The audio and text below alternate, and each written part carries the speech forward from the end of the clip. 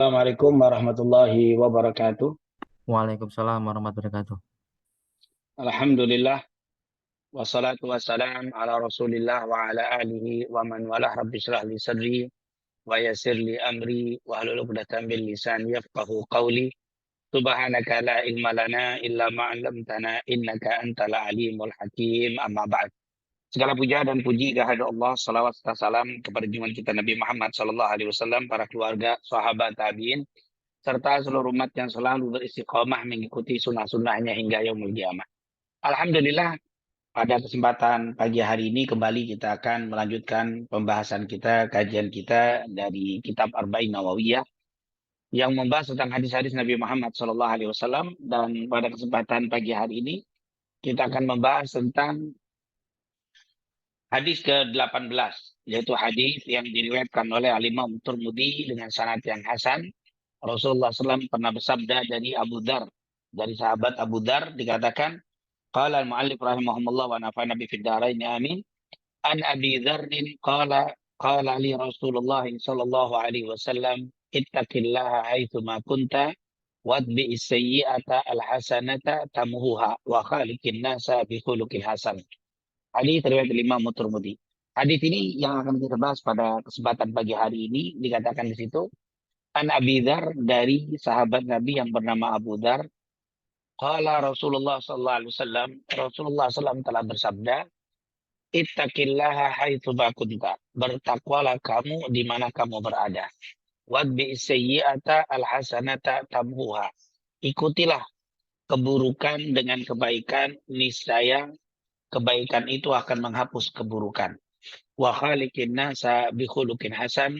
Dan berakhlaklah kamu dengan akhlak yang baik saat bergaul dengan manusia. Wa khaliqin nas, pergaulilah manusia dengan akhlak yang baik. Ini merupakan hadis yang akan kita bahas, yaitu hadis riwayat Abu Dzar. Rasulullah SAW bersabda, bertakwalah di mana kamu berada dan ikuti keburukan dengan kebaikan, niscaya keburukan itu akan terhapus dengan kebaikan, dan pergaulilah manusia dengan akhlak yang mulia. Ini adalah hadis yang diriwayatkan oleh Al-Imam Tirmidzi dengan sanad yang hasan, sahih. Artinya hadis ini cukup kuat untuk dijadikan dalil. Yang pertama, hadis ini diriwayatkan dari Abu Dzar. Nah, di situ dikatakan an Abi Dzar. Abu Dzar adalah panggilan untuk sahabat yang bernama Jundub bin Junadah Al-Ghifari.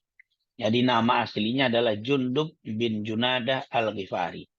Tapi kunyahnya yaitu Abu Dzar. Jadi lebih dikenal dengan namanya dan dengan kunyahnya atau panggilannya itu Abu Dzar. Aslinya namanya Jundub bin Junadah Al-Ghifari.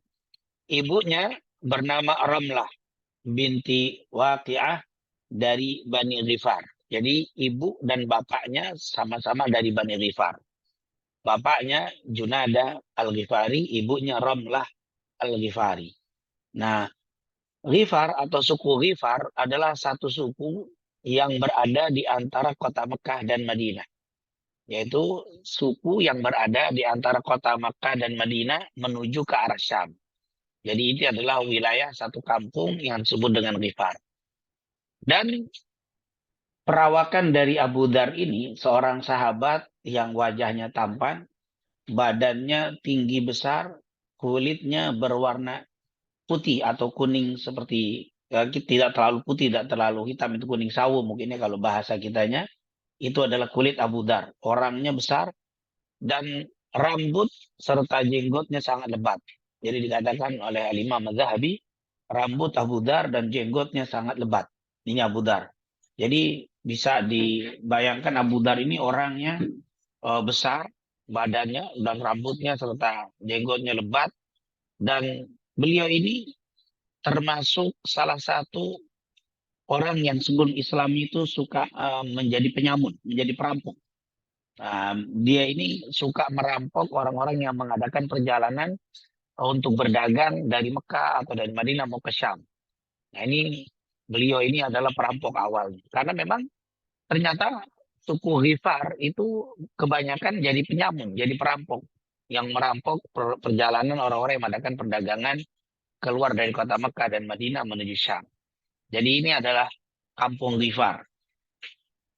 Dan beliau ini, Abu Dzar ini masuk Islam saat Nabi Muhammad SAW masih di kota Mekah. Diceritakan beliau ini, yaitu Jundub bin Junada ini, punya saudara yang bernama Anis, adik atau kakaknya. Nah, dikatakan si Anis ini, saudara dari Abu Dzar, diperintahkan oleh Abu Dzar. Kata Abu Dzar, wahai Anis, berangkatlah ke kota Mekah. Dan kamu lihat, apa dan siapa itu Muhammad. Saya dengar dia ini dibicarakan orang sebagai nabi. Ya, ternyata Abu Dhar ini ingin mengetahui siapa itu Nabi Muhammad. Dia sudah mendengar kenabian atau cerita tentang Nabi Muhammad, tapi dia tidak tahu siapa Rasul, siapa ya pribadi Nabi dia tidak kenal. Maka untuk mengenal lebih dalam, mengenal lebih banyak, beliau kirim adiknya yang bernama Anis bin Junadah, yaitu untuk ke kota Mekah menyelidiki bagaimana Nabi Muhammad SAW. Akhirnya berangkatlah Anis ke kota Mekah. Saat sampai di kota Mekah, Anis secara diam-diam dia menyelidik tentang kepribadian Nabi Muhammad. Baik secara langsung dia lihat, dia dengarkan saat Nabi Muhammad berbicara dengan para sahabatnya, dan dia juga mendengar dari komentar dari orang-orang Mekah. Dan akhirnya Anis mengetahui bagaimana keadaan Nabi Muhammad. Langsung dia kembali ke kampung Mifah. Lalu dia temui Abu Dar dan dia katakan, Wallahi, laqad ra'aitu rajulan ya'muru bil khair wa yanha 'anil syarr. Sungguh aku lihat Muhammad ini yang ngaku nabi adalah seseorang yang selalu menyuruh pada kebaikan, mencegah pada kemungkaran. Artinya akhlaknya bagus, pribadinya bagus, dan ucapannya pun selalu mengajak pada kebaikan, mencegah pada kemungkaran. Berita dari Anis ini membawa Abu Dar tertarik dengan Nabi Muhammad. Akhirnya Abu Dar berangkat menuju ke kota Mekah. Sampai di kota Mekah, dia tutupi wajahnya dengan imamahnya untuk tidak dikenali oleh orang Mekah. Lalu di saat dia masuk di Mekah, dia tidak tahu harus bertemu dengan siapa dan mencari info tentang Nabi dari mana. Dia tidak tahu, dia hanya duduk di dekat Ka'bah. Saat duduk dekat Ka'bah, bertemulah dengan Ali bin Abi Thalib. Lalu mereka saling berbicara dan akhirnya Ali bin Abi Thalib mengatakan, apakah engkau mau ketemu sama Nabi Muhammad? Ya, tentu aku mau bertemu dengan Nabi Muhammad. Akhirnya Abu Dar dibawa ke Rasulullah SAW. Sampai bertemu dengan Nabi dan melihat Nabi Muhammad, Abu Dar langsung tertarik dengan Rasulullah SAW. Karena memang berita perilaku akhlak dan kejujuran kebaikan Nabi Muhammad dia sudah tahu, tapi dia belum lihat orang. Setelah dia melihat, langsung dia tertarik dan mengucapkan asyhadu an la ilaha illallah wa annaka rasulullah. Akhirnya dia masuk Islam. Oleh karena itu Abu Dar itu masuk Islam. Ada yang mengatakan adalah orang yang keempat, ada yang mengatakan orang yang kelima, orang-orang yang masuk Islam.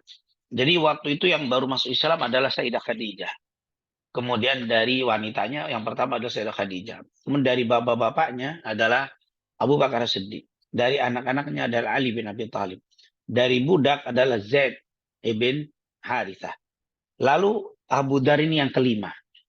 Ada yang mengatakan beliau orang yang kelima masuk Islam. Jadi Abu Dar ini merupakan as-sabiqun al-awwal. Termasuk orang-orang yang mula-mula masuk Islam. Akhirnya dia mengatakan asyhadu an la ilaha illallah di depan Nabi dan menjadi orang yang kelima. Di Mekah waktu itu belum ada orang Islam.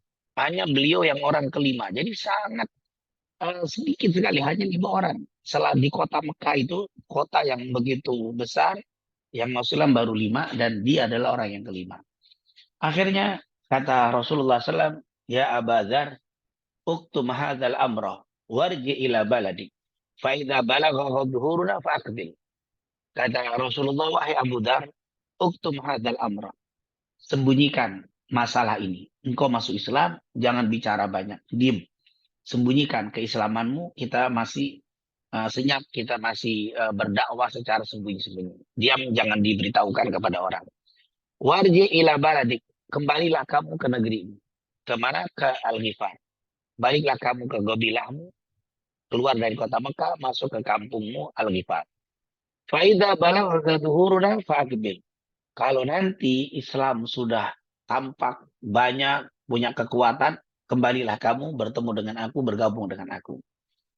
Lalu Abu Dar bukannya nurut dengan perintah Nabi, dengan semangatnya dikatakan, "Walladzi ba'atsaka bil haqq la asrukhanna biha baina adhhirihim." Ya Rasulullah, saya tidak akan kembali ke kampung saya Ghifar kecuali saya akan berteriak di depan mereka, di depan penduduk Mekah bahwa saya sudah mengucapkan 2 kalimat syahadat.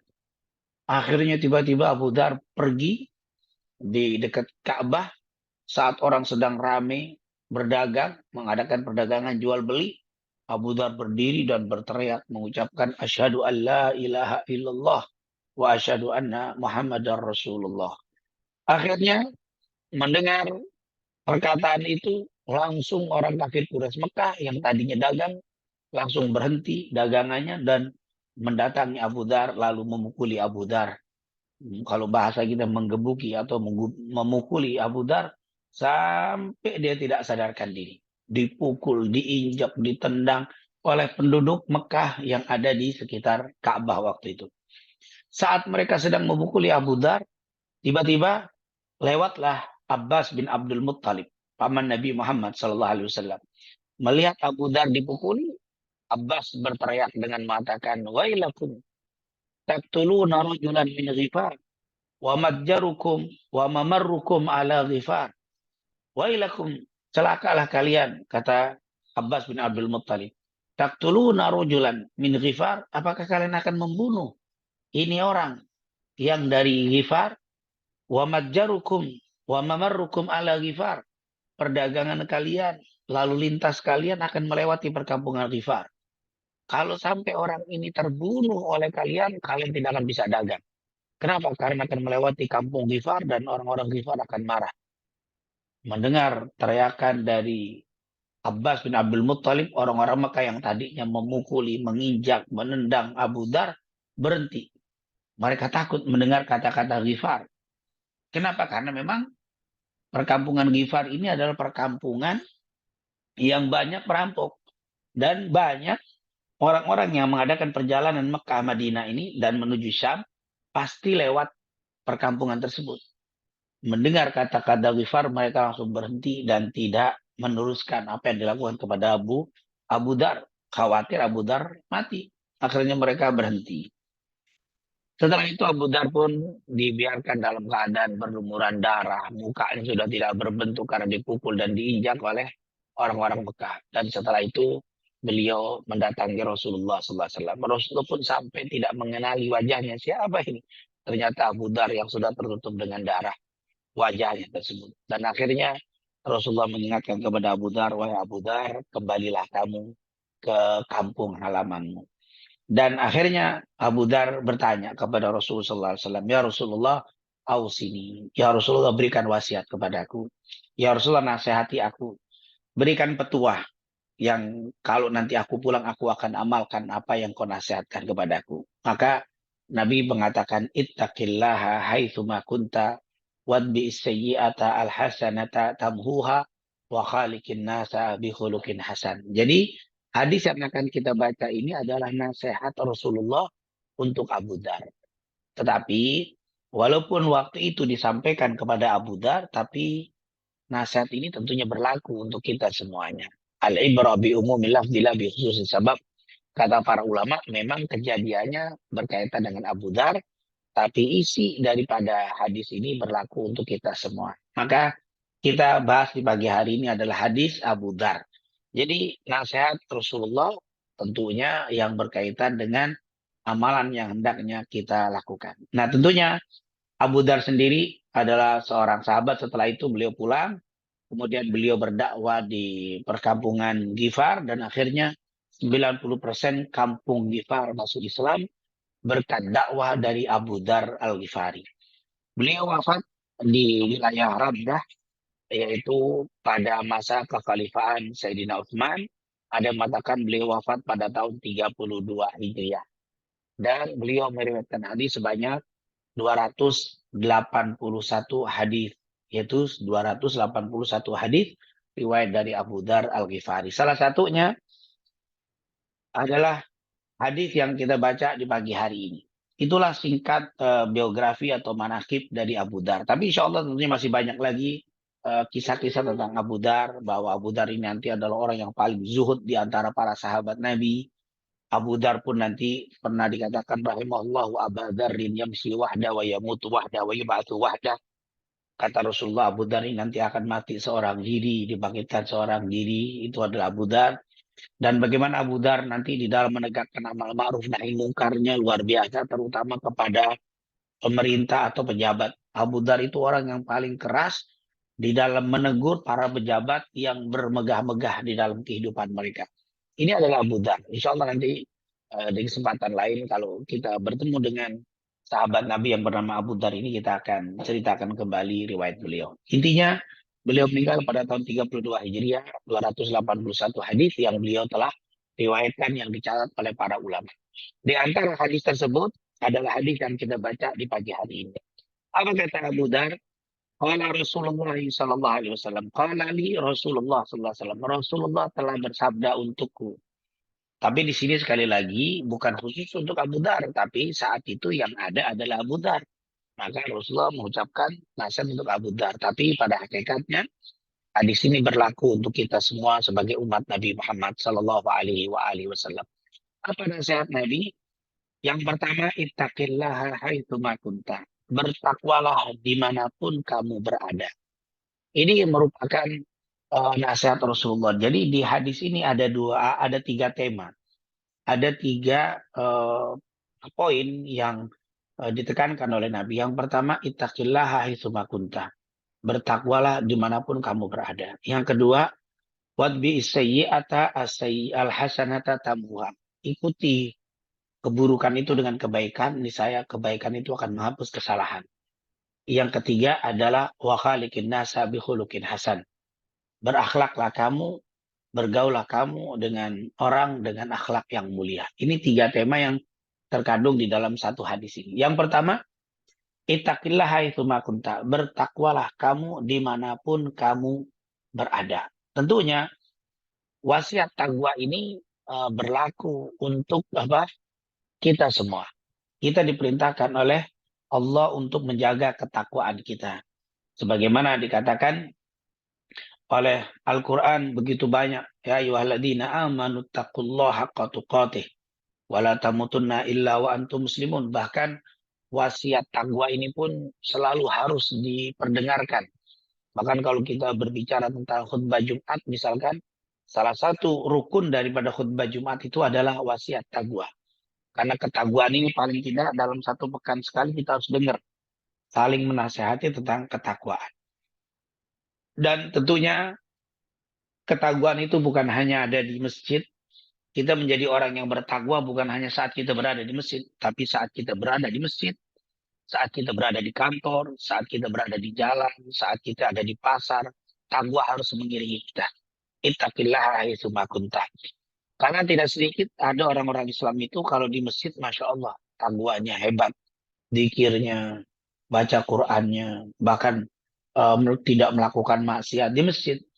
Tapi di luar masjid kadang-kadang lupa. Takwanya hanya ada di masjid. Seakan-akan Allah itu hanya ada di masjid. Padahal wahwa ma'akum aina ma kuntum. Itulah ketakwaan harus ada. Ada orang yang bertakwanya itu kalau di Mekah, di Madinah. Kalau dia sedang umroh, wah, menjadi orang yang soleha sekali di Mekah, Madinah. Menjadi orang bertakwa. Tapi sepulang dari Mekah, Madinah, takwa itu seakan-akan tertinggal di Mekah dan Madinah. Jadi takwa itu kadang-kadang ada di majelis ilmu. Sedang berada di majelis ilmu, sedang duduk dengan ustadz, sedang duduk dengan orang-orang di pengajian, kita menjadi orang bertakwa. Tapi di luar dari majelis ilmu, takwa itu seakan-akan tertinggal di majelis ilmu. Maka ini jangan sampai terjadi. Nabi mengingatkan, ittaqillaha haitsu ma kunta. Bertakwalah kamu dimanapun kamu berada. Nah, ini tentunya nasihat Rasulullah Sallallahu Alaihi Wasallam.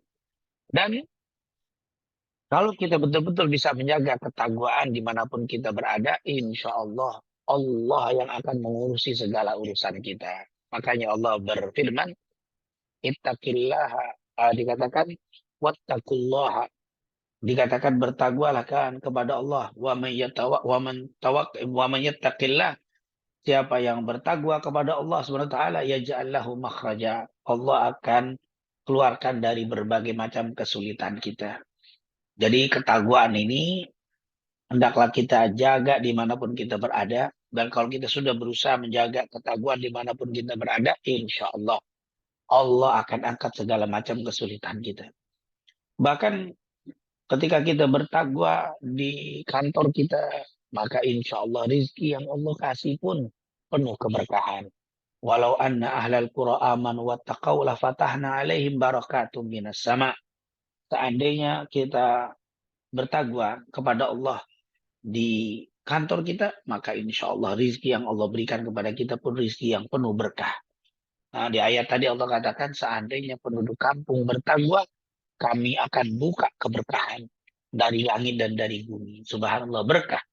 Nah ini adalah takwa nasihat pertama. Dan insya Allah kita semua selalu menjaga ketakwaan dengan sebenar-benarnya. Dan jangan sampai kita meninggal dunia kecuali takwa itu ada bersama kita. Ya ayyuhalladzina amanu taqullaha haqqa tuqatih wa la tamutunna illa wa antum muslimun. Nah, ini tentunya tema yang pertama. Jadi Rasulullah mengingatkan kepada Abu Dhar dan juga kepada kita untuk bertakwa dimanapun kita berada. Saat kita di masjid, kita bertakwa. Saat kita di masjid taklim, kita bertakwa. Saat di jalan, kita tetap bertakwa. Di saat di kantor, kita bertakwa. Saat kita mungkin berdagang di pasar, tetap kita bertakwa. Bahkan, maaf, saat kita di kamar mandi, di kamar yang tidak ada orang, tetap kita bertakwa kepada Allah Subhanahu wa Ta'ala. Ini adalah tema pertama untuk menjaga ketakwaan dimanapun kita berada. Yang kedua, tema kedua, wa khaliq wa watbi sayyi'ata al-hasanata tamuha. Ikutilah keburukan dengan kebaikan, niscaya akan menghapus keburukan tadi. Jadi, Bapak Ibu yang dimuliakan Allah Subhanahu wa taala, kita sebagai manusia tidak luput dari yang namanya salah, tidak luput yang namanya dosa. Sering Rasulullah mengatakan kullukum khata'un wa khairul khata'ina at-tawwabun. Setiap kalian itu adalah orang yang suka melakukan kesalahan. Dan sebaik-baik orang yang melakukan kesalahan adalah orang yang bertaubat kepada Allah. Maka di sini, tema yang kedua ini Allah perintahkan kepada kita untuk semaksimal mungkin meninggalkan hal-hal yang berbau maksiat. Meninggalkan hal-hal yang berbau dosa.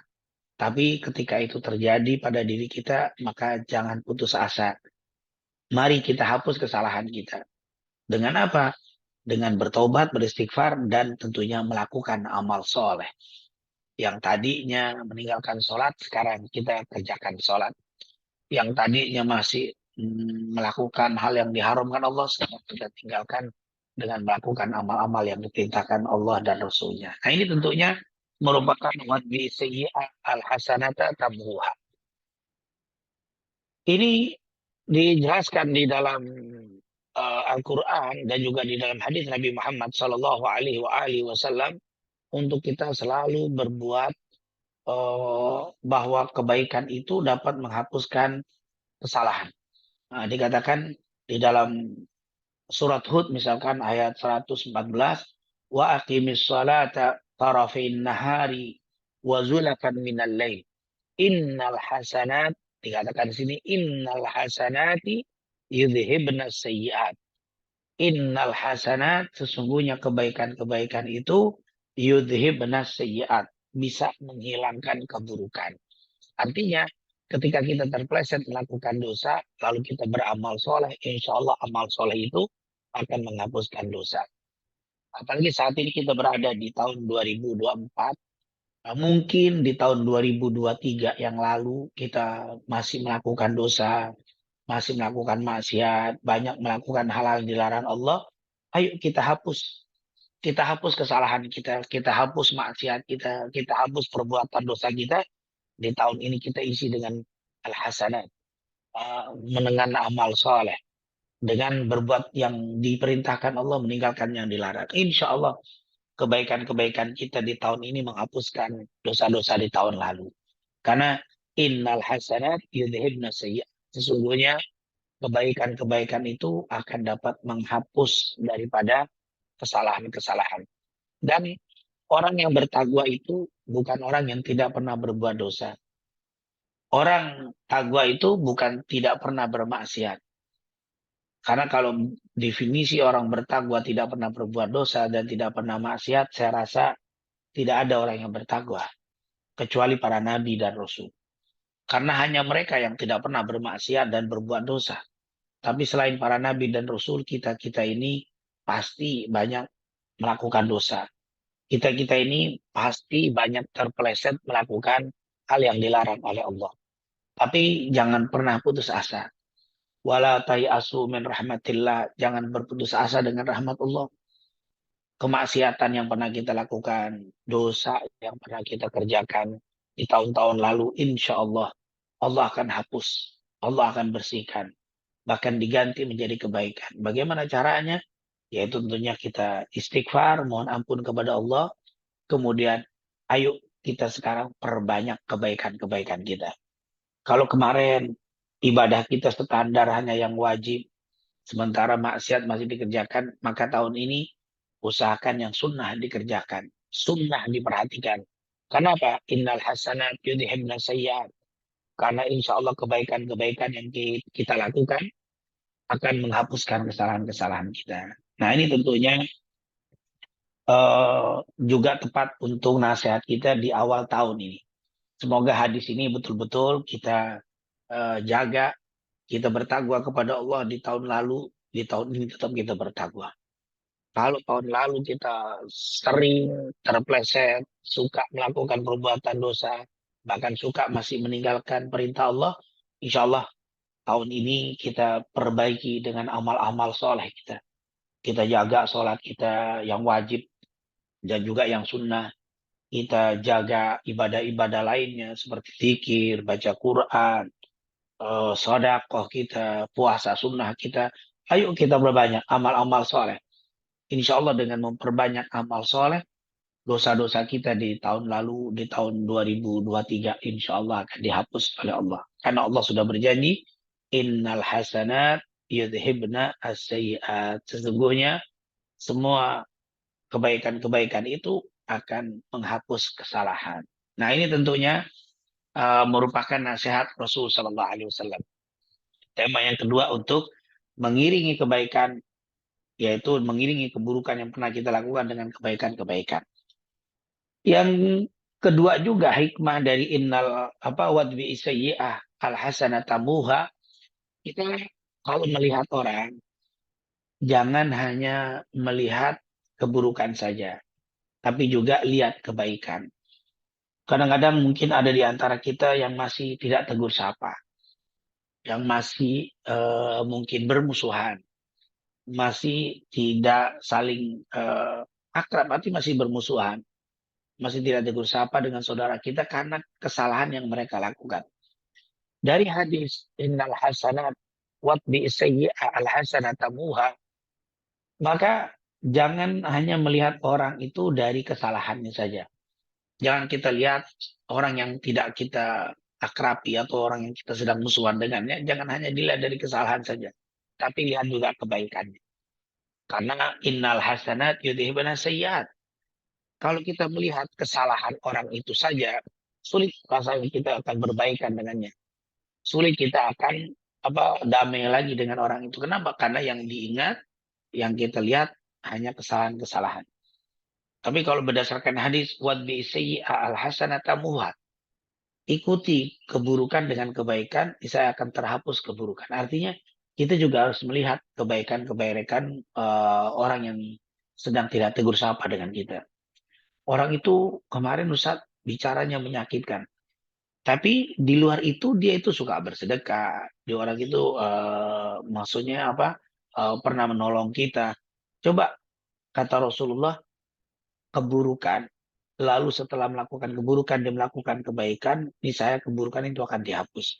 Seandainya kita bisa melihat orang itu selalu kebaikannya, jangan hanya melihat keburukan, niscaya kita akan lebih mudah memaafkan keburukan orang itu, memaafkan kesalahan orang itu. Ini adalah hikmah yang kedua yang bisa kita ambil dari kalimat wadbi sayyi'ah al hasanatamuha. Ikutilah keburukan itu dengan kebaikan, misalnya kebaikan itu akan menghapus keburukan-keburukan yang telah berlalu. Nah, ini tentunya tema yang kedua dari hadis wadbi sayyi'ah al-hasanah tamzuha. Dan yang terakhir yang ketiga, yaitu tema yang ketiga di hadis ini adalah wa khaliqin nasa bi khuluqin hasan.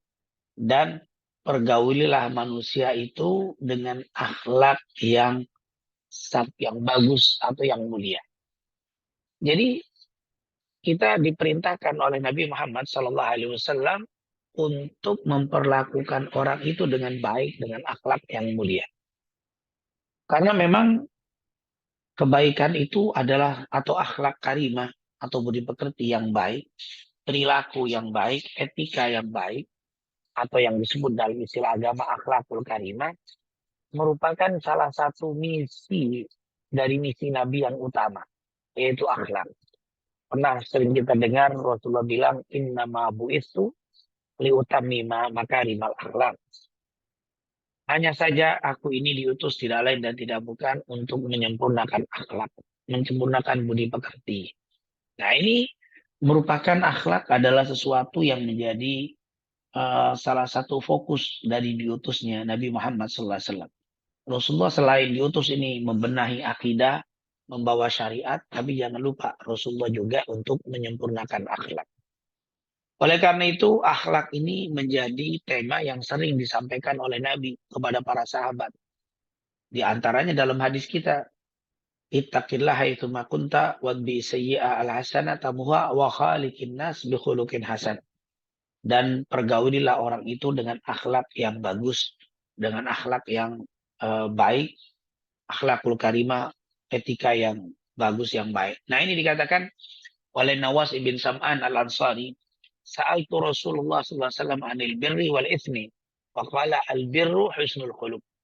Rasulullah pernah ditanya oleh Nawas ibn Sam'an, ya Rasulullah, apa sih kebaikan dan dosa itu? Apa sih kebaikan itu? Maka Nabi menjawab, al-birru husnul khuluq. Kebaikan itu adalah budi pekerti yang mulia. Jadi kebaikan itu adalah ada di akhlakul karimah, budi pekerti yang mulia. Diriwayatkan oleh Abu Daud dari Abu Darda radhiyallahu anhu, Rasulullah SAW bersabda, "Ma min syai'in athqalu fil mizan min husnil khuluq." Ma min syai'in, tidak ada sesuatu, athqalu fil mizan, yang lebih berat di dalam timbangan, min husnil khuluq, daripada budi pekerti yang mulia. Jadi budi pekerti yang mulia ini membuat timbangan kita berat. Jadi kenapa Rasulullah memerintahkan kepada kita wa khaliqin nas bi khuluqin hasan, pergaulilah manusia itu dengan budi pekerti yang baik, karena budi pekerti yang baik ini adalah hakikat daripada kebaikan. Yang kedua, budi pekerti yang baik ini nanti di yaumil qiyamah, akhlakul karimah, itu akan menjadi pemberat timbangan. Bahkan budi pekerti yang baik itu, kata Rasul dari Rafi' bin Makith, Rasulullah SAW bersabda, husnul khuluq nama, budi pekerti yang baik adalah keberkahan. Dimanapun kita berada, kalau kita menggunakan akhlak yang mulia, hidup kita menjadi berkah. Di kantor, ketika kita memiliki dan menggunakan akhlak al-karimah, memiliki budi pekerti yang baik, etika yang bagus, insya Allah orang kantor akan suka dengan kita. Itu namanya keberkahan. Ketika kita hidup di perumahan atau di perkampungan manapun kita berada, dan kita berakhlak karimah, beretika, budi pekerti yang baik, insya Allah di perkampungan itu, di perumahan manapun kita akan disukai. Karena memang akhlakul karimah, husnul khuluq, nama, kata Rasulullah, budi pekerti yang baik itu adalah keberkahan. Dan tentunya cukup banyak sekali kemuliaan-kemuliaan orang yang berakhlakul karimah. Dan dimanapun kita berada, kapanpun kita hidup, insya Allah bila menggunakan akhlakul karimah, kita akan mendapatkan keberkahan. Oleh karena itu, di tahun baru ini, 2024, insya Allah kita akan tetap jaga ketangguhan kita. tidak berubah. Walaupun berganti tahun, ketakwaan kita bukan hanya tidak berubah, tapi semakin mantap dan semakin bagus. Yang kedua, insya Allah tahun ini menjadi tahun berkah ketika kita isi dengan berbagai macam kebaikan dan amal soleh. Dan jangan khawatir dosa-dosa yang pernah kita lakukan di tahun lalu, insya Allah Allah akan hapus, Allah akan bersihkan dengan amal soleh kita. Karena memang Rasulullah SAW pernah mengatakan tadi, dikatakan, wadbi isayyi'ah al-hasanat tamhuha. Dan yang ketiga, tahun ini akan menjadi tahun yang penuh berkah bila kita isi dengan akhlakul karimah.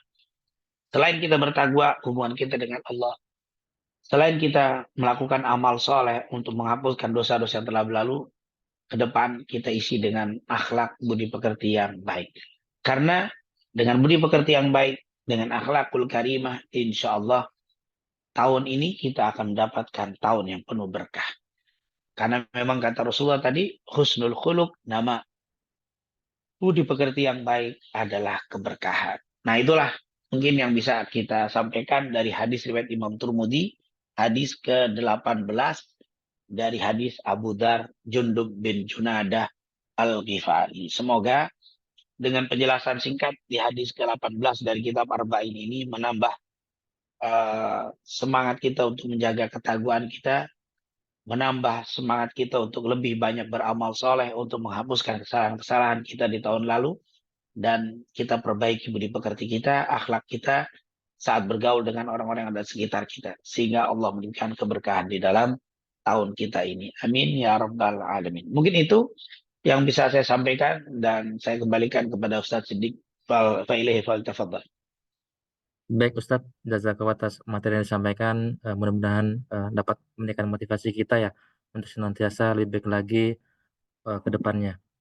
Baik Ustadz, mungkin memulai pertanyaan pada pagi hari ini Ustadz, masih ada waktu sekitar 15 menit Ustadz. Terkait dengan tadi profil Abu Dzar Al-Ghifari Ustadz.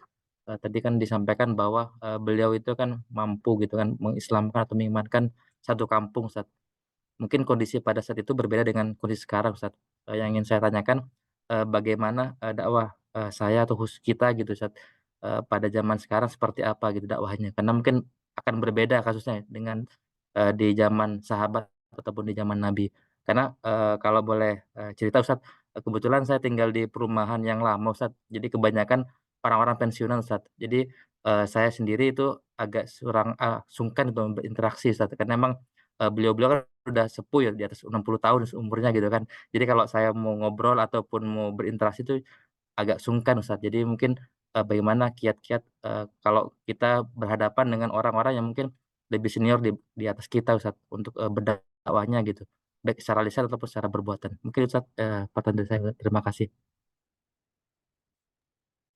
Iya, memang Abu Dzar ini luar biasa. Beliau ini karena memang saat dia masuk ke perkampungan beliau, Rifar, dakwah ini cepat diterima karena memang dia punya latar belakang juga sebelum beliau masuk Islam. Beliau juga termasuk orang yang disegani di kampung Rifar. Jadi waktu dia sudah masuk Islam, dia berbicara itu lebih banyak yang mengikuti. Karena ngefek dari sebelum di Islam itu memang di seorang tokoh. Oleh karena itu, penjelasan ulama itu ada yang pernah membahas seperti ini. Mana yang dikejar lebih dulu, kita menjadi tokoh atau menjadi rakyat biasa atau punya pejabat, jabatan atau rakyat jelata, atau seperti jadi orang kaya atau orang miskin. Sebagian ulama mengatakan tokoh atau punya jabatan dan jadi orang kaya itu lebih afdol daripada miskin katanya. Tapi nanti pendapat yang kedua, miskin, rakyat jelata lebih afdol karena nanti ada alasannya. Salah satu alasannya yang mengatakan kaya dan pejabat itu lebih afdol, itu berdasarkan hadis al-mu'minul qawiyyu ahabbu ilallah minal mu'minul dhaif. Orang mukmin yang kuat itu lebih afdol daripada mukmin yang lemah. Kuat di sini bukan kuat tenaga saja, tapi kuat jabatannya tinggi, kemudian kayanya, mungkin di kantor jabatan tinggi, di kampung juga dihormati, disepuhkan. Nah itu ditokohkan, itu akan punya pengaruh efek di dalam dakwah. Abu Dar itu pengaruhnya cepat karena memang dia sudah punya kedudukan sebelum Islam. Jadi bicaranya para tokoh, bicaranya pejabat, bicaranya orang kaya itu ngefeknya lebih dibanding orang-orang yang tidak punya jabatan atau yang miskin. Nah ini tentunya berbeda. Memang kalau kita tanya setiap kedudukan kita untuk berdakwah pun tidak harus sama, karena memang beda. Abu Dar itu datang bicara langsung pada ikut. Nah kalau kita mungkin tidak seperti Abu Dar. Ini yang pertama. Terus yang kedua, Abu Dar itu walaupun dia tokoh, setelah dia masuk Islam, malah dia tinggalkan semua itu agama, setiap semua harta, jabatan. Sehingga beliau ini dikenal menjadi Rasul Zahidin, yaitu orang ketua atau pimpinan orang yang zuhud. Nah, orang-orang yang zuhud itu ketuanya adalah Abu Dar. Sampai-sampai kan nanti kita baca ceritanya, dia meninggal itu tidak punya kain kafan yang bisa menutupi seluruh badan. Bila ditutup kepalanya, kakinya terbuka. Bila ditutup kakinya, kepalanya terbuka. Saking pendeknya kain kafan yang disiapkan, dia tidak cukup hartanya. Ini zuhud. Jadi Abu Dar seperti itu. Dan Abu Dar yang menarik itu, dia itu suka bergaul. Abu Dar itu berbau. Bahkan dengan orang-orang miskin, dia tuh suka bergaul. Makanya sampai-sampai beliau, mungkin kalau kita pernah dengar kalimat begini. Kata Abu Dar, amarani khalili bisabi'in. Kata Abu Dar, saya itu pernah diperintahkan oleh Nabi untuk melakukan 7 perkara. Amaru bihubbil masakin. Wadunu minhum. Saya diperintahkan untuk mencintai orang miskin dan selalu dekat dengan orang miskin. Artinya dia bergaul itu tidak melihat, oh yang kaya didekati, yang miskin dijauhi. Tidak, dia malah berbaur kepada orang miskin pun dia lebih malah. Wa amarani an anzura ila man huwa duni. Saya selalu diperintahkan untuk melihat siapa yang di bawah saya. Wala anzur ila man huwa fawqi, untuk tidak melihat kepada orang di atas saya. Maksudnya di dalam urusan dunia. Selalu dia bersyukur karena melihat selalu orang yang di bawahnya. Ketika dia miskin, akan lihat orang yang di bawah banyak, ternyata orang lebih miskin dari dia. Ketika dia sakit, dilihat orang di bawah, ternyata banyak orang lebih sakit parah dari saya. Itu selalu dia lihat yang di bawah. Wa an rahim wa in adbarat, dan saya diperintahkan untuk selalu menyambung tali silaturahim walaupun dia telah menjauhi aku. Orang menjauhi aku diperintahkan untuk mendekat kepadanya. Wa amara ini an las'ala ahadan syai'an, dan saya tidak diperintahkan untuk meminta sesuatu apapun kepada orang. Aku diperintahkan hanya minta kepada Allah. Jadi aku tidak pernah minta menengadah tanganku untuk orang lain. Aku tidak pernah minta sedikit pun. Aku selalu minta kepada Allah. Wa amarani an aqula bil haqq wa in kana murran. Aku selalu diperintahkan untuk berkata yang baik, yang benar walaupun itu pahit. Wa amarani ala khaf, dan saya tidak boleh diajarkan oleh Rasul untuk tidak takut fillah laumata laim. Saya diajarkan untuk tidak boleh tersinggung, tidak boleh berhenti dakwah walaupun dicaci maki oleh orang-orang yang tidak suka dengan saya. Jangan pernah berhenti dakwah, jangan pernah berhenti beramal soleh walaupun ada yang mencaci kamu. Kemudian, dan saya disuruh memperbanyak mengucapkan wa amarani an ukthira min gauli la ilaha illallah wa la quwata illa billah. Aku disuruh banyak membaca zikir la ilaha illallah la haula wa la quwata illa billah. Nah, ini adalah nasihat-nasihat Abu Dar, dan itu yang saya lakukan. Maka dia bisa sukses dakwah itu kalau kita perhatikan. Yang pertama, dia itu tidak membedakan mana miskin, mana kaya, mana banyak, mana dikit. Nah, itu mana tua, mana muda, mana itu pejabat dan tidak pejabat, dia sama di dalam berdakwah.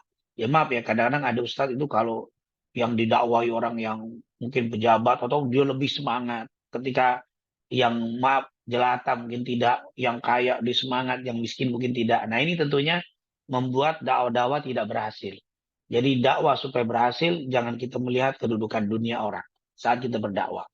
Kemudian Abu Dar itu ternyata juga silaturahim rajin.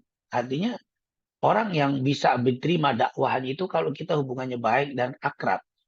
Makanya Rasulullah SAW itu sebelum menjadi Nabi, 40 tahun Rasul itu bergaul dengan masyarakat Mekah. Sampai mereka semuanya kenal betul dengan Nabi Muhammad. Nabi Muhammad orangnya Al-Amin dan seterusnya. Baru dapat wahyu. Artinya kita mau dikenal dakwah kita, harus kita bergaul dulu. Ya maaf seperti antum tadi, mungkin yang kita gauli orang-orang pensiunan yang sudah di atas kita, tidak apa-apa.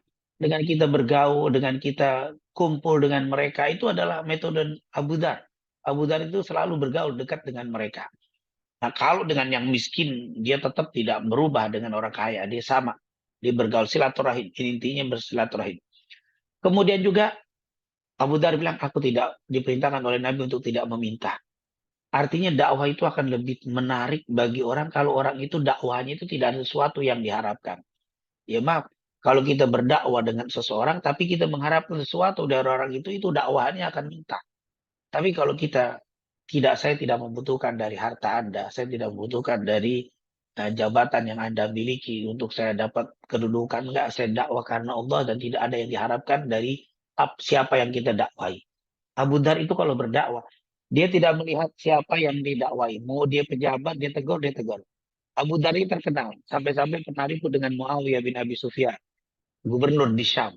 Dia ribut dengan dia, wah itu berat sekali. Dia tidak ada peduli. Karena apa? Kata Abu Dhar, aku tidak butuh dengan siapapun. Aku dakwai, lalu engkau tidak terima, dan engkau sakit, lalu tidak memberikan sesuatu, aku tidak butuh dengan apapun oleh kalian. Yang saya butuhkan adalah Allah. Nah ini seorang da'i, kalau sudah punya prinsip seperti itu akan lebih cepat diterima. Tapi kalau ada sesuatu yang diinginkan dari orang yang didakwai, nah ini menyebabkan kita berdakwah dengan orang-orang yang ada di kampung kita, di perumahan kita nggak ada harapan atau tidak berharap dia memberikan apapun, maka dakwai dengan ikhlas. Insya Allah itu adalah cara.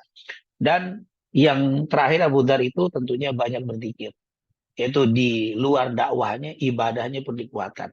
Memang kata para ulama, seorang da'i itu akan lebih bisa diterima selain di masyarakat atau di orang yang didakwai, selain dia memang ahli di dalam berdakwahnya, baik hubungannya, tapi di saat dia bersendiri, di saat kesendiriannya dia ibadah yang rajin. Maaf, orang yang rajin ibadah, orang yang ahli ibadah, dakwahnya itu lebih bisa diterima oleh masyarakat. Karena ada juga dai-dai yang Masya Allah di depan orang itu luar biasa, tapi di belakangnya dia ahli maksiat. Atau dia tidak ibadah kepada Allah. Maka ini apa yang disampaikan itu terasa mentah. Terasa tidak hanya enak di telinga, tapi sulit untuk diterima di hati. Karena memang makaraja minal fuad, apa yang keluar dari hati akan masuk ke dalam hati. Nah, itu adalah dakwah. Kalau kita bicara tentang dakwah Nabi Dhar diterima itu memang begitu konsepnya. Tapi di zaman sekarang tentunya kita berbeda. Bisa juga kita yang paling tahu lingkungan kita bagaimana. Tapi intinya prinsip Abu Dhar sama. Yang pertama dalam berdakwah jangan dibedakan siapa yang kita dakwahi, kaya atau miskin, pejabat atau bukan pejabat. Tapi tentunya pembedaan itu hanya di dalam anzilin nasfi manazilin, mendudukan orang sesuai dengan kedudukannya. Misalkan ketika kita dakwai orang tua, tentunya tidak sama metodenya dengan anak muda. Kita dakwai orang yang ya seperti yang antum hadapi, orang-orang yang sudah lanjut usia. Tidak sama dengan anak-anak yang kita nasihati. Kan kita kembali kepada Al-Quran yang Allah katakan, Ud'u ila sabili rabbika bil hikmah wal mu'izatil hasana wajadilhum billati hiya ahsan. Itu kalau kita baca ayat itu, di situ ada 3 metode dakwah. Yang pertama, ud'u ila sabil rabbik. Ajaklah orang itu ke jalan Allah. Jadi ini yang pertama. Jadi kalau kita berdakwah jangan ngajak ke madhab. Saya dakwah ngajak orang ke madhab fulan, ke madhab syafi'i, madhab hambali. Jangan. Ud'u ila sabil rabbik, ke jalan Allah. Yang penting madhabnya mau syafi'i boleh, hambali boleh, hanafi, maliki boleh. Kita bermadzhab Syafi'i, yang kita ajak Hambali, jangan dirubah mazhabnya, biarkan berjalan dengan dakwah dengan mazhab mereka. Yang penting kan semua masih di jalan Allah. Ud'u ila sabili. Jangan kita dakwah organisasi. Maaf, kadang-kadang kita mengajak dakwah, ngajak orang ke organisasi tertentu tujuannya. Maka ini bukan dakwah di jalan Allah. Yang pertama itu ud'u ila sabili rabbik. Ajak orang ke jalan Allah. Dengan cara yang model apa, yang penting ada landasannya sesuai dengan yang dijelaskan ulama, silakan. Kita tidak perlu merubah orang yang bermadhab. Ini kan kadang kita kan mengajak orang supaya sesuai dengan madhab kita. Ini tidak seperti itu. Dia berbeda dengan kita, nggak ada masalah. Yang penting masih ada landasan yang dipegang. Ini ud'u ila sabili rabbik. Ya. Kalau bahasa orang sekarang, jangan dakwah untuk organisasi, jangan dakwah untuk manhaj, jangan dakwah untuk madhab, jangan dakwah ke jalan Allah. Ini yang dianjurkan. Ud'u ila sabili rabbik. Ini yang pertama. Dakwah kita itu akan mentah, dakwah kita itu akan banyak ditolak ketika kita mengajak ke organisasi tertentu atau ke aliran tertentu. Tapi kalau kita dakwah secara umum, itu akan lebih banyak diterima. Ud'u ila sabili rabbika. Yang pertama, bil hikmah. Dengan hikmah. Hikmah ini, kata para ulama, adalah mengajak orang yang orang itu diajak tidak terasa. Kalau kita sedang ajak, itu mau al-hikmah. Mengajak orang tua, menasehati orang tua, tapi orang tua itu tidak terasa kalau kita sedang nasihati. Saya teringat dengan cerita Al-Hasan dan Husain. Waktu itu Sayyidina Hasan dan Sayyidina Husain sedang berwudu. Saat mereka sedang berwudu, mereka melihat di tempat wudu itu ada seorang bapak-bapak yang sudah usia lanjut. Wudunya salah, wudunya tidak tepat. Akhirnya Hasan meminta kepada orang tua tadi, wahai bapak, saya dengan adik saya berbeda pendapat. Dia bilang wudhu dia itu yang benar, yang paling benar. Sementara saya bilang wudhu saya yang paling benar. Terus ya bapak tolong jadi juri. Nah, mungkin kalau bahasa kita bapak jadi juri, liatin wudhu saya, liatin wudhu adik saya. Mana yang paling benar? Akhirnya si bapak itu melihat Sayyidina Hasan berwudhu. Setelah berwudhu dijelaskan dalil-dalilnya. Kemudian Sayyidina Husain berwudhu, lalu menjelaskan dalil-dalilnya. Lalu dia tanya, wahai bapak mana yang benar, yang lebih benar? Kata si bapak tadi, dua-duanya benar, saya yang salah. Nah artinya dinasehati, tapi tidak terasa kalau dinasehati. Tidak bisa orang tua bilang, Pak, bapak ini salah, begini, begini. Wah itu emosi yang ada, tidak diterima dakwah kita karena dia merasa lebih tua. Itu bukan mau itu hasanah, itu nggak cocok. Itu bukan bil hikmah. Jadi ud'u ila sabili rabbika bil hikmah. Jadi hikmah ini kata ulama diperuntukkan bagi orang yang sudah usia lanjut. Atau kita maaf menegur ustadz. Kita sedang di pengajian, ustadz salah. Itu harus ditegur. Tapi negornya tentunya nggak bilang ustadz salah begini. Nggak bisa seperti itu. Dengan hikmah. Bagaimana hikmahnya? Mungkin dia bertanya dengan cara bertanya atau dengan fadzakir in fa innadik faulil mu'minin. Fadzakir innama anta mudzakir. Kita disuruh mengingatkan. Jadi bukan menasehati. Kalau ustadz yang salah jangan dikasih tahu, jangan dikasih nasihat, tapi diingatkan. Itu ada berbeda. Kalau diingatkan kan nggak mesti dari seorang yang pintar ke bodoh. Yang bodoh ke pintar juga boleh namanya mengingatkan.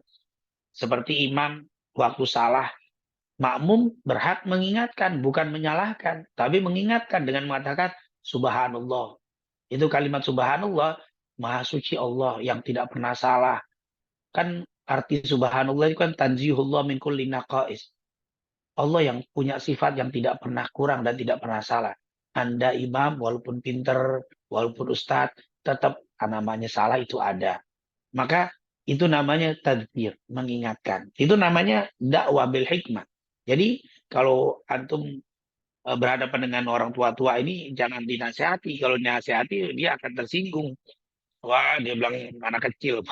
Belum ya, pokoknya udah namanya orang dewasa itu seperti itu. Seperti kita juga waktu ditegur, dinasehati sama anak kecil, kadang-kadang kita nggak terima. Kenapa? Karena itu bentuk nasihat. Tapi kalau hikmah itu bisa. Yaitu kita menasehati tanpa terasa dia itu dinasehati. Tentunya kita lebih tahu lah bagaimana sikap seseorang orang tua ini kalau langsung marah nih. Saya bawa cerita aja dulu, saya ada cerita kejadian begini-begini. Nanti dia akan mengambil hikmah. Nah yang kedua, ya bewal mau'idoh, yaitu nasihat dengan mau'idoh. Berdakwah dengan nasihat. Siapa ini mau'idoh hasanah?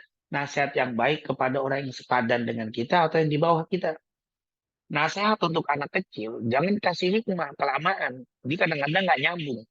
Kamu harus begini, begini wudhumu salah. Kamu harus memuji wajahnya itu begini, dicucinya, dibasuhnya. Kamu melakukan ini tidak boleh. Itu mau itu hasanah. Yaitu mau itu hasanah artinya memberikan dengan cara yang sopan, santun, baik, tapi berbentuk nasihat. Nah, jadi ini kamu salah begini, yang benar itu begini. Itu boleh untuk anak yang di bawah kita atau muda. Tapi untuk orang tua tidak bisa. Orang tua adalah hikmah. Anak muda atau di bawah kita mau itu hasanah. Nah yang terakhir, wajadilhum billati hiya ahsan. Ajaklah diskusi dengan yang lebih baik. Siapa itu? Non-muslim. Atau yang berlairan aliran dengan kita. Ada non-muslim, orang kafir. Dia berdebat dengan kita atau dia menyalahkan kita mau tegur dia. Nggak boleh kita bilang, kamu nggak boleh begitu dosa. Orang kafir mana terima. Tapi wajadilhum billati hiya ahsan. Ajaklah diskusi dengan cara yang lebih baik. Jadi dakwah dengan orang non-muslim bukan membacakan ayat hadis, bukan memberikan nasihat, tapi mengajak diskusi. Berdakwah dengan anak muda, nasihat. Berdakwah dengan orang tua, bil hikmah. Jadi kasus antum tentunya harus pakai hikmah itu. Yaitu dengan hikmah menasehati tapi tidak terasa orang itu dinasehati. Wallahu alam. Jadi jangan sama kayak Abu Dhar. Kalau Abu Dhar karena memang di bawah, karena dia termasuk asabiqun al awwalun. Karena di zaman dulu kalau orang sahabat yang masuk pertama Islam itu akan ditokohkan dibanding sahabat-sahabat yang terakhir masuk Islam, mereka akan ngikut dengan ini. Maka dia berkata nasihat itu langsung bisa karena yang lain di bawahnya dia. Tapi kalau kita kan di atas lebih banyak, maka kita hikmah. Wallahu a'lam bishawab. Baik Ustadz, jazakallahu atas jawabannya. Mungkin izin Ustadz, satu lagi pertanyaan dari jamaah Ustadz, Afwan lebih Silakan, 3 menit dari jadwalnya. Dari Pak Imam Ustadz, Assalamualaikum. silakan. Izin bertanya Ustadz, terkait budi pekerti yang baik dengan orang lain. Apa yang sebaiknya kita lakukan apabila ada orang yang kurang secara ekonomi ingin berutang dari kita, namun orang tersebut dikenal kurang amanah dalam utang piutang? Mungkin Ustadz. Iya, memang betul di dalam Al-Quran Allah perintahkan wa ta'awanu 'alal birri wat taqwa wa la ta'awanu 'alal ismi wal udwan. Apa katanya saling tolong menolonglah kalian dalam kebaikan dan ketakwaan. Nah, ini adalah akhlakul karimah, akhlak yang mulia itu saling menolong. Bahkan di dalam hadis Rasulullah SAW dalam Sahih Bukhari Muslim, Rasulullah bersabda, "Man nafasa an mu'minin kurba, nafasallahu anhu kurba min kurabi yaumil qiyamah. Wa man yassara ala musirin yassarallahu fid dunya wal akhirah." Siapa yang suka mengangkat kesulitan orang, Allah akan angkat kesulitan-kesulitannya nanti di hari kiamat. Dan siapa yang ngasih kemudahan kepada orang, Allah akan kasih kemudahan dunia wal akhirah. Jadi memang kita ada diperintahkan untuk memberikan kemudahan, menolong kesulitan, mengangkat kesulitan saudara kita. Begitu juga termasuk tadi kasus ada orang yang mengalami kesulitan ekonomi, lalu hutang dengan kita. Kalau kita mampu berikan kepada mereka, itu termasuk wa ta'awanu. Oleh karena itu di dalam konsep ta'awanu, yaitu yang diharapkan pahala dari Allah. Bukan kelebihan dari yang kita tolong. Kalau kita tolong tapi ada kelebihan itu namanya riba. Utang 1 juta dibayar 1,2 juta. Berarti itu kan riba. Itu bukan menolong, itu bisnis. Kalau menolong itu mengharap pahala dari Allah. Nah, berarti di sini hutang piutang termasuk masuk ke dalam bab ta'awan. Makanya seluruh ulama sepakat tidak boleh dalam hutang piutang ada unsur lebih yang namanya riba. Itu ada untung lebih karena itu bukan konsep ekonomi, bukan konsep jual beli. Jadi hutang piutang itu termasuk konsep ta'awun, yaitu saling tolong menolong. Tapi ada kasus kayak kejadian yang ditanyakan, ada orang hutang sama kita. Tapi kita tahu orang ini tidak amanah. Beritanya ini bukan kabar yang tidak jelas, tapi sudah jelas. Orang ini benar-benar tidak amanah. Kalau hutang tidak mau bayar. Maka kata para ulama, kita tidak harus menolong orang seperti ini. Karena sebenarnya orang yang tidak mampu, bukan tidak mampu, orang yang tidak mau bayar, lalu kita hutangi, sebenarnya itu bukan ta'awanu alal bir. Itu ta'awanu alal ismi wal udwan. Itu termasuk yang dilarang oleh Allah. Jangan kau saling tolong menolong dalam kemaksiatan, dalam perbuatan dosa. Karena kalau kita hutangi dia, lalu kita tahu dia tidak akan bayar atau sulit dibayar dan akhirnya tidak bayar dan kita kasih juga, maka sebenarnya kita tolong menolong dalam perbuatan dosa. Karena tidak bayar hutang ini perbuatan yang luar biasa besar dosanya. Sampai-sampai dalam riwayat Nabi itu tidak mau menyolatkan orang yang punya hutang dan tidak mau bayar. Lain yang bukan tidak mampu tapi tidak mau bayar. Bahkan di dalam hadis sahih katakan oleh Rasulullah SAW, kullu dunub, katanya yughfaru li syahid, dikatakan yughfaru li syahid, diberikan ampunan kepada orang yang mati syahid. Semua dosanya diampuni, ilad dain, kecuali hutang. Maka hutang ini bukan dosa kecil, tapi termasuk minal kabair. Makanya kalau kita baca kitab Al-Kabair karya Imam Az-Zahabi, di situ disebutkan adalah orang yang tidak bayar utang termasuk dosa besar. Jadi kalau kita tahu orang itu tidak mau bayar dan sulit untuk membayar, bahkan sepertinya kebanyakan kejadian tidak mau bayar, kita utangi, maka kita termasuk seperti tolong-menolong dalam keburukan, dalam perbuatan dosa. Maka bagaimana kalau terjadi ada orang yang utang sama kita, dan kita tahu dia tidak akan bayar atau sulit untuk bayar, lebih baik jangan dikasih. Kalaupun mau kasih ya mungkin kebutuhan apa? Oh, untuk makan kasih. Kalau untuk makan kasih, jangan diutangi. 50.000, 100.000 untuk makan cukup. Tapi kalau dia buka usaha, dia mau pergi itu kita tahu dia tidak akan bayar. Lebih baik jangan dikasih. Karena memang biasanya yang maaf hal-hal seperti ini kebiasaannya itu karena memang untuk hal yang bukan premier ya, yang sekunder aja masalah beli HP mau diutangin itu nggak usah diutangin. Nggak beli HP pun dia nggak mati. Tapi kalau dia nggak makan saat misalkan saya mau hutang uang untuk apa? Untuk makan anak saya belum makan saat. Nah, kasih, jangan diutang, dikasih. Tapi kalau hutang untuk usaha, beli motor, beli handphone sementara kita tahu dia tidak suka bayar, kalau dia hutang jangan dibayar. Jangan dikasih hutang dan dosa nggak kita? Bukan. Justru itu akhlakul karimah. Budi pekerti yang baik tidak membantu orang melakukan kemaksiatan. Jadi jangan takut dosa ketika kita nggak ngasih utang kepada orang yang tidak mau bayar utang. Allahu a'lam bishawab. Eh, Baik Ustadz, jazakallah atas jawaban yang disampaikan. Afwan Ustadz, ini melewati 8 menit dari jadwal yang ditetapkan. Mungkin terakhir Ustadz, sebelum ditutup acara pada pagi hari ini, mohon izin Ustadz untuk memimpin doa pada pagi hari ini. Pada Ustadz kami persilakan. Baik, itu saja mungkin yang bisa kita sampaikan dan kita bahas walaupun singkat, insya Allah mendapatkan keberkahan dan keridhaan dari Allah dan semoga dengan tawasul amal soleh kita ini Allah kabulkan hajat-hajat kita, Allah mudahkan segala urusan kita, Allah angkat segala kesulitan kita. Amin. Amin ya rabbal alamin. Rabbana taqabbal minna innaka antas samiul alim wa tub alaina innaka antat tawwabur rahim. Allahumma inna nas'aluka ilman nafi'an wa rizqan thayyiban wa amalan salihan maqbula. Wa sallallahu ala sayyidina Muhammadin wa ala alihi wa sahbihi wasallam. Walhamdulillahi rabbil alamin. Baik, kepada Ustadz Abdul Nasogaf kami ucapkan terima kasih atas materi dan jawaban yang disampaikan. Mungkin mohon izin Bapak Ibu, sebelum ditutup pada kajian kita pada pagi hari ini, izin kami menyampaikan informasi dari Bintang Islam DJA bahwa Bintang Islam DJA berkolaborasi dengan bagian umum menyampaikan bantuan zakat, infak, sedekah para pegawai jamaah dan bansos DJA kepada Las Kemenkyu dalam kegiatan santunan anak yatim awal tahun 2024 bersama unsur satu lainnya pada sore hari ini, tanggal 2 Januari 2024, yang akan disampaikan langsung oleh Ibu Menteri Keuangan, Ibu Sri Mulyani. Mungkin itu saja informasi dari kami, kurang lebihnya kami mohon maaf. Wassalamualaikum warahmatullahi wabarakatuh.